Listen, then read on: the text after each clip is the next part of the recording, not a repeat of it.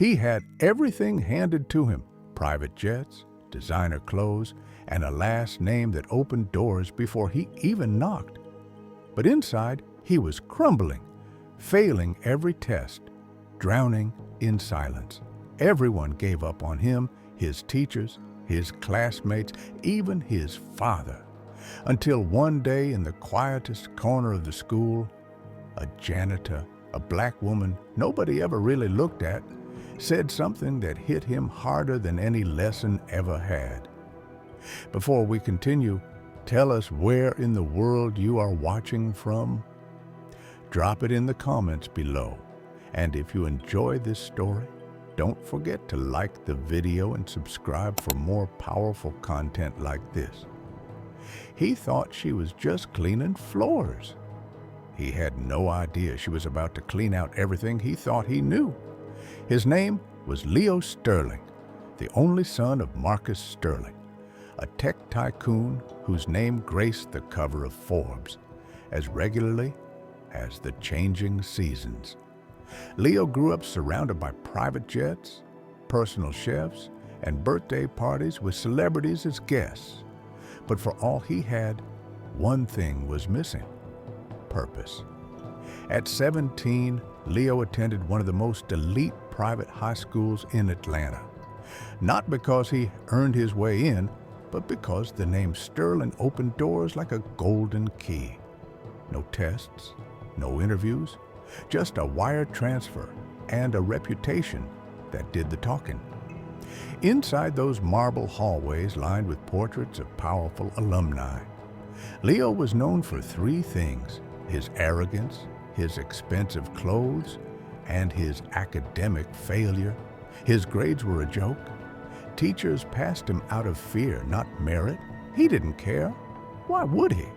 One day, he'd inherit an empire. What could a GPA do that his last name couldn't? He mocked teachers, ignored classmates, smirked through lectures like they were beneath him. When the school counselor once called him in about his failing grades, Leo leaned back in his chair and said, "I could buy this school if I wanted to. What grade is going to change that?" The quote spread like wildfire, but no one dared confront him. Everyone from faculty to students tiptoed around Leo. No one wanted to risk losing the Sterling donation. At home, things weren't much better. His father, Marcus, was a man of stone, cold, calculated, a self-made billionaire who didn't believe in excuses, not even from his own blood. "You're an embarrassment," Marcus said one night after another call from school. "If you worked for me, you'd be fired." Leo crossed his arms, rolling his eyes. "But I'm not your employee. I'm your son. The world doesn't care. Either you become someone, or you'll just be another rich kid with a last name and no spine, and I won't carry you." The silence that followed hit like a punch. Marcus wasn't bluffing. He was dead serious. The next day, Leo showed up at school like nothing happened. He pulled into the faculty parking lot in his sleek Audi, a gift from his last birthday, and walked the halls like a runway model. Some students stared in envy, others in disgust. But one pair of eyes didn't look away. Hers, an older black woman, likely in her 50s, was mopping the floor near the side entrance, her posture upright, her eyes quiet but alert. Her uniform was wrinkled, but her presence wasn't. Leo didn't notice her. To him, she was invisible, just the janitor, background noise. But school began to weigh on him. More tests, more failing grades, and then came the blow. His dad cut off his credit cards, took the car, forced him to take the school bus like everybody else. One of those bitter mornings, he passed the janitor in the hallway. For the first time, he noticed she was whispering something while cleaning. The only true wisdom is in knowing you know nothing. Leo stopped. "What did you just say?" She looked calm, unafraid. Nothing you're ready to understand, boy. He chuckled, but something in her words stung. She turned and walked away like nothing happened. But Leo kept thinking about her. Leo climbed the steps of the school building with his hands shoved deep in his jacket pockets. Everything felt different, colder, smaller. Gone was the smug energy he used to carry through the hallways. Now he walked fast, quiet, trying not to feel the weight of the stairs. That morning, he got his literature test back, a plain white envelope folded in half with a cold finality to it. He opened it with the usual expectation, maybe a low C, maybe a mercy grade. Grade 18,100, scrolled in red at the bottom. Did you even read the passage? Leo stared at the page, blinked, laughed nervously, and looked around. No one was laughing with him. More tests came that week. Math, 24%. History, 31%. Biology is a solid 0. It wasn't funny anymore. The school counselor called him in again. This time, her voice wasn't gentle. Leo, you're academically at risk. I'm not talking about behavior, I mean failure. Statistically, you're at the bottom of the entire senior class. It's temporary. He shrugged. I'll hire a tutor. You already had 3. They all quit. That shut him up. Later that day, as he left her office, he ducked out through the back entrance to avoid being seen. And there she was again, the janitor, scrubbing up a soda spill near the cafeteria. She saw him, smiled politely. He stopped. You said something last time about Socrates. She stood slowly, wiped her hands on her apron, and you remember it? Yeah, it stuck with me. Kind of weird for a janitor to be quoting ancient philosophers. She crossed her arms. It's weirder when a boy with the whole world at his feet can't pass a reading test. He bit his cheek. That one hurt. You used to be a teacher, didn't you? Not just philosophy. I taught plenty more before life threw me off balance. Teach me then, he said. Help me, please. She studied him. One condition. You leave your name and your pride at the door, start from 0 from the floor. Fine, he whispered. I just can't keep failing. The next morning, Leo showed up before sunrise. The school building was still asleep, wrapped in fog and silence. He walked slowly through the back entrance, gripping the notebook she'd given him like it was something sacred. He found her, Sarah, in the east wing, polishing the floor with slow, precise circles. She wore simple earbuds and hummed something soft, maybe gospel. Leo stood awkwardly for a moment before stepping forward. Hey, you said you'd teach me, remember? Sarah paused, removed one earbud, and looked at him calmly. I remember. I also said it wouldn't be easy. I don't care, I need this. Then let's begin. But first, you should know my name, please? Sarah Johnson? Leo smiled faintly. How long have you been working here? 3 years. Before that, other schools. And before that, she paused, then looked him dead in the eye. I was a college professor, English, Lit, and philosophy. His eyes widened. Why would you leave that for this? Sarah folded her cloth slowly and answered without a trace of shame. Sometimes, life takes everything you thought was yours and leaves you with nothing but what you know. And I still know how to teach. Leo nodded, overwhelmed. For the first time in his life, he saw someone truly strong without power. So, where do we start? I tried reading stuff last night. I don't know how to even begin. That's the first truth, she said. Pride fools you into thinking you already know. But when you admit you don't, that's when you start learning for real. I can read, Leo muttered, slightly defensive. I didn't say you couldn't, but I'm not talking about reading words. I'm talking about understanding what's between the lines. She pulled a battered notebook from her bag. Every morning before class, you meet me here for 1 hour, and every evening after I finish cleaning, you sit and write what you learned, what you felt, what you understood. No grades, just honesty. Leo opened the notebook. Blank pages, an invitation, a challenge. What if I fail again? Then you're finally doing it right. The days rolled by. A strange rhythm began to form, almost sacred. Leo showed up early. Sarah greeted him without ceremony, only questions. What did the sentence make you feel? Why do you think this character stayed silent? Can you tell me what courage sounds like? She didn't lecture. She was provoked. Leo began to see differently. The book stopped feeling like chores. The sentences started pulling at his gut. He was learning how to feel what words were trying to say. The notebook filled up, not with answers, but with thoughts, reflections, fears. He wrote about his father, about pressure, about how angry he was at being empty all the time. Sarah read every word. One night, while he was writing in the cafeteria, 2 boys walked by laughing loudly. One of them, Kevin, a star football player, nudged the other and said, "Look at little Sterling now, writing love letters to the janitor."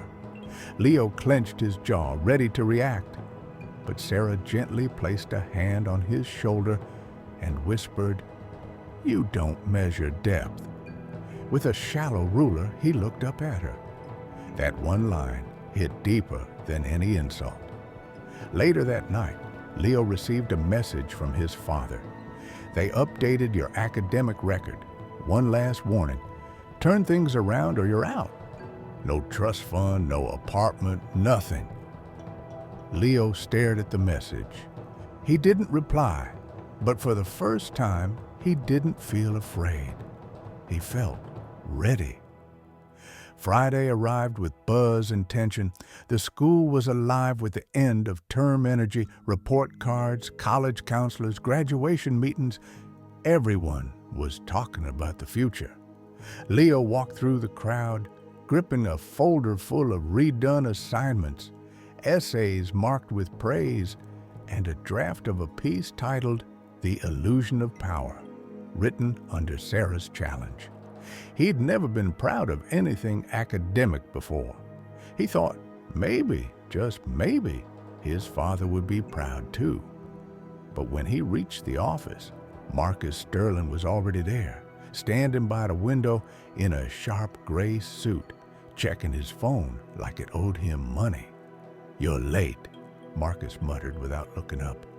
"Let's get this over with." The school counselor, clearly nervous, handed over Leo's new report.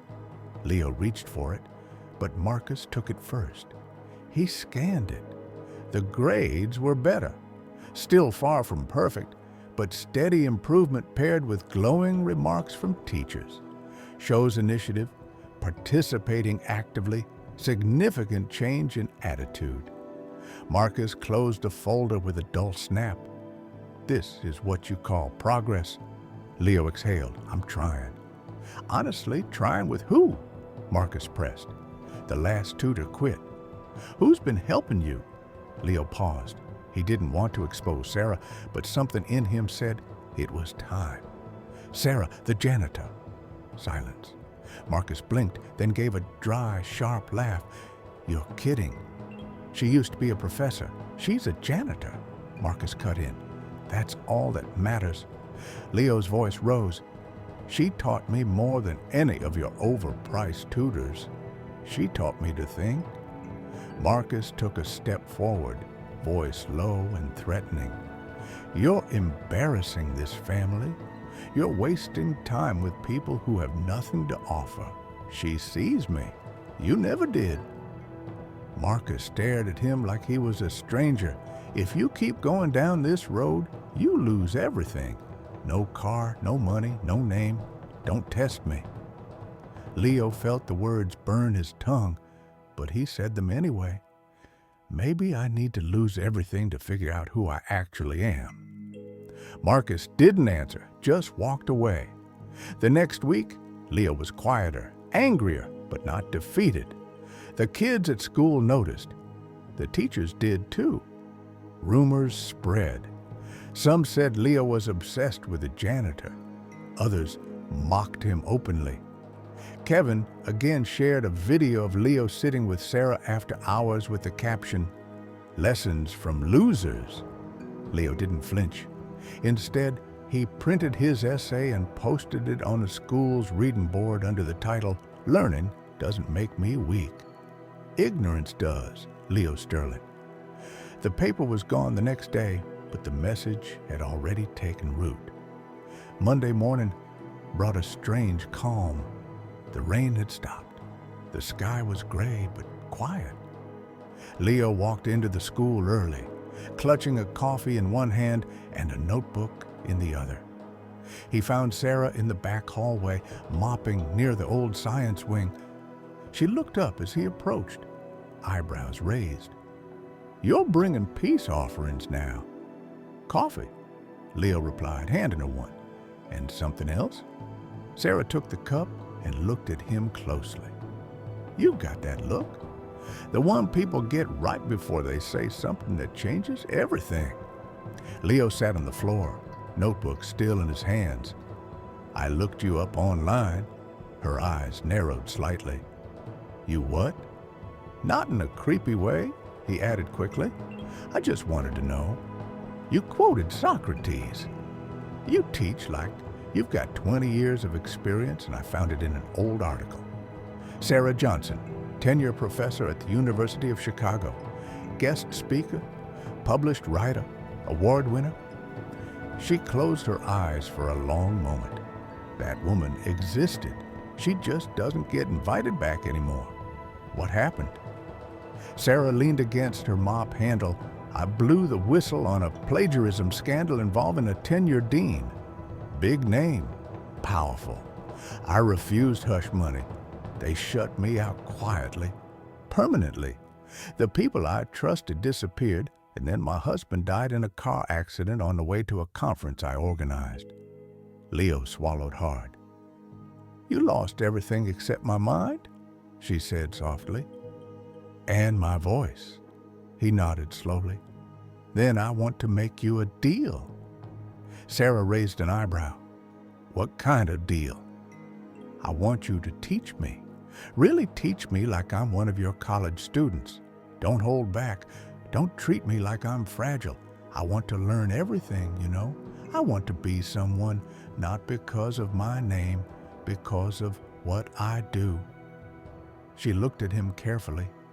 Something was different in his eyes. Not defiance, not arrogance. "And what's your part of the deal?" "I won't quit," he said. "No matter how hard it gets, I'll fail, rewrite, relearn on whatever it takes." Sarah stood silent for a moment. Then she extended her hand. "Then we've got a deal." They shook on it. No contracts, no fancy terms, just truth. That week, things intensified. Sarah built a plan, not one based on tests, but on understanding.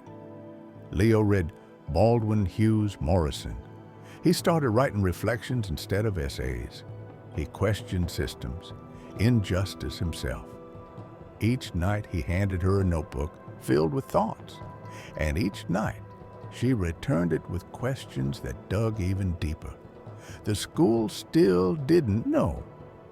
To the rest of them, Leo was still figuring things out, but inside, something bigger was happening.